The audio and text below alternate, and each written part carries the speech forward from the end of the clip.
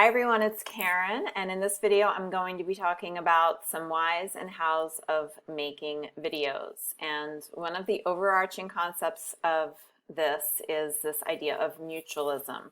So I'm going to invite you, as we start here, to maybe call to mind a definition of mutualism, because that will be important in a few slides. I should also mention I'm making this video using Screencast-O-Matic and Google Slides. Okay, so the big why of why I invite folks to make videos is this concept of mutualism. So mutualism is a concept out of the field of biology. And the idea is that both organisms benefit in mutualism. It's a type of symbiotic relationship. You can contrast that with parasitism, which is another type of symbiotic relationship where one organism benefits and the other organism is harmed. So that's parasitism. In mutualism, we're seeking spaces of mutual benefit. So I learned about this probably when I was in middle school, but when my son was taking third grade science, I came across this concept again. And I said, oh, this is a good why for videos. So this is really the overarching why I want you to think about. How can you use videos to benefit you and your students? So 3 smaller whys. Notice I squeezed in 4 whys. So faculty-student connections, sustainable teaching, and humanizing online learning. We're going to talk about those.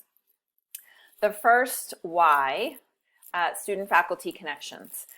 So there's some interesting research from this author, Hunter Gelbach, and he writes about how students and teachers who have some basic ideas about their common interests both teachers and students tend to be more successful in the classroom environment. So what we know is that when we know a little bit about our students and they know a little bit about us, maybe that you like movies and that your favorite food is, hamburgers, and you know that a couple details about your students as well, that seems to improve student learning and teacher satisfaction. So videos are a space that we can do that. We can share a couple of unique interests with our students. Sustainable teaching. So hopefully you've gotten the message that I'm passionate about sustainable teaching.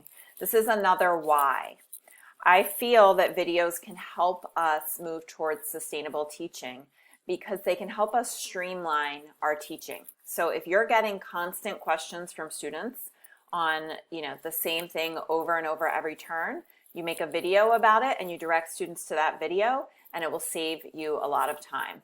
So being mindful about sustainability in our teaching and how we can use videos to support that. Another why for videos is this concept of humanizing online learning. So if you haven't already, check out the work of Michelle Pacansky-Brock. She is one of the leaders in this field. And the idea here is that we don't want to be robots in our online courses. We want to be present with our students. We want to be real. We want to be human. We want to make mistakes. It's okay to make mistakes. The mistakes are the best part. So that is another why. We can do that in our videos. We can be real and silly. We can share, weird things that we keep on our desks with our students to connect with them and to build those student-faculty relationships. Okay, so those were the whys. Now for some hows, and I'm going to squeeze in 4. So here's your big how. Flip the script on what you know or think you know about how you should make videos. There are so many shoulds out there in video making world. You should have this hyper-produced Hollywood-style video. Nope, flip it. I mentioned mistakes a minute ago. The mistakes are the best part, right? But we're told the video has to be perfect. I used to have a white background behind me when I made videos because that was professional. And now I have life behind me. So one of the big hows I want you to take out of this presentation is to forget what you know and to flip the script and to celebrate being real and human with your students. Okay, so now I'm going to cover 3 smaller hows. Again, I snuck in 4. Okay, so tip one here. Tip one is, I'm going to keep these 3 hows really simple. If you do nothing else, make a welcome video. Okay, here's the simplest way to do that. Use the YouTube app on your phone. You can record on the YouTube app on your phone. You cannot currently record if you use YouTube on your desktop. You cannot record on it. You used to be able to, now you can't. But you can record on the YouTube app on your phone. Record a welcome video and upload it to your course. That is the first how. Keep it simple. Tip 2, don't worry about a script. I do not have a script for this video. I have slides, and I'm speaking from the heart. There's some risk in that. It can be uncomfortable at times, but if you practice it, it will be worth it. And it comes across as more human and more real and less robotic. So this is not advice for everybody, but this is my advice. Take what you need and leave the rest. Forget the script. Last but not least, reuse your videos, please, whenever possible. Don't make the same mistake I did.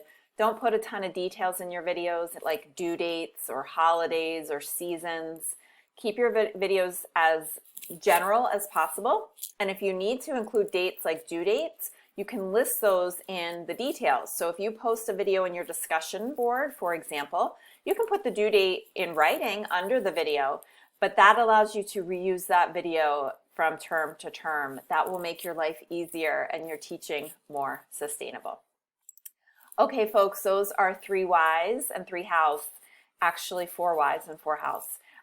If you have questions for me about videos, comment on this lesson or attend office hours or a live session. I hope that was helpful, and I can't wait to see your videos. Take care, everyone.